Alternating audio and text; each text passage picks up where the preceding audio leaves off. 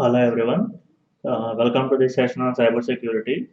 So in this session, we are going to look at different challenges associated with computer forensics.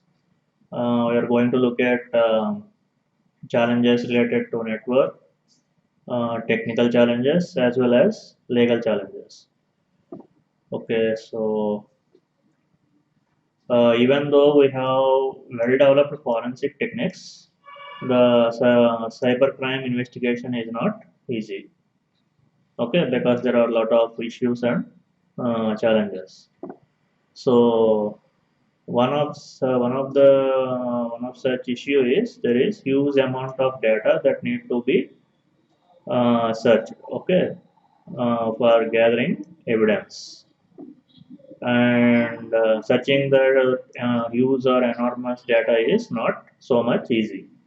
Okay, so also there are several tools which are available which can be used to change the attributes which are associated with data. For example, using tools, we can change the file attributes like last accessed time, last modified time, the file extension, etc., etc. Okay, so and one more technique is encryption. So it is one of the famous anti-forensics technique which can be used to change the meaning of a file or the data representation inside a file. And keywords such can be defeated by renaming file names.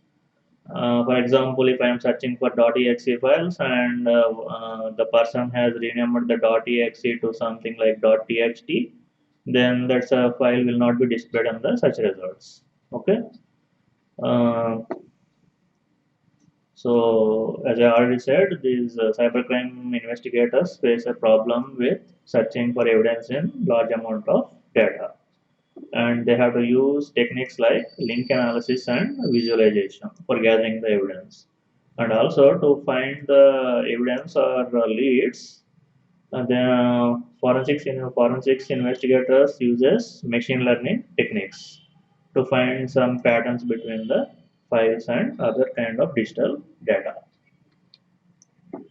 So here are the challenges in network forensics. That is, what are the challenges faced by the forensics investigators in the case of networks? So first thing is networks may span multiple time zones and multiple jurisdictions. Okay. So some part of the network might reside in one country and another part of the network might reside in another country. So you have to get permissions from both the countries. Okay. And network data will be available both offline and online. Online means real time. And if it is real time data, the investigators need to capture and analyze data on the fly. Okay. So if the investigators go at a later point of time, the data might change, and there will be no use of that data, right? And the data may involve different protocols. Okay, so the attack which is performed might happen at different levels of the network, and different levels include different protocols, and also the data might be huge. Okay, so analyzing that huge data is very difficult, and also protocol might involve multiple layers of the signal. For example, voice over IP and HTTP tunneling. So the current available forensic tools cannot handle real-time data and the huge volume of data. So there is a need for paradigm shift which will allow forensic investigators to analyze the big data. Okay, right. So the duration of forensics investigation it might vary. So in simple cases, it may take few hours for the completion of investigation, and for some complex cases, it may take some years. Okay, so some specific kind of digital information other than the original data might help in solving the case. Okay, so what kind of data, what kind of data is that? Means timestamps of the files, the structure of the folders, and message transmission tags. Okay, and real-time data collection is much more complex as it involves address legalities, privileges involved in surveillance. Okay, so you have to get lot of permissions from so many people for performing real-time data collection. And then we have the second category called technical challenges.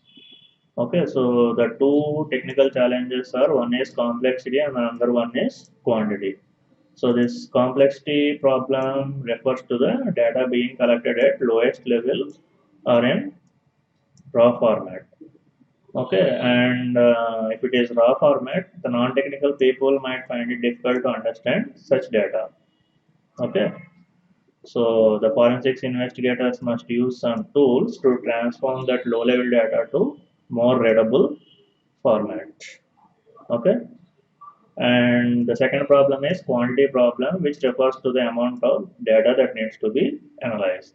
And in such cases, the forensic investigators must use data reduction techniques, which will try to group data or remove known data. So technical challenges also contain this data reduction techniques, which includes identifying known network packets using IDS signatures. IDS means intrusion detection system, and identifying unknown entries during log processing, identifying files using hash databases, sorting files by their types.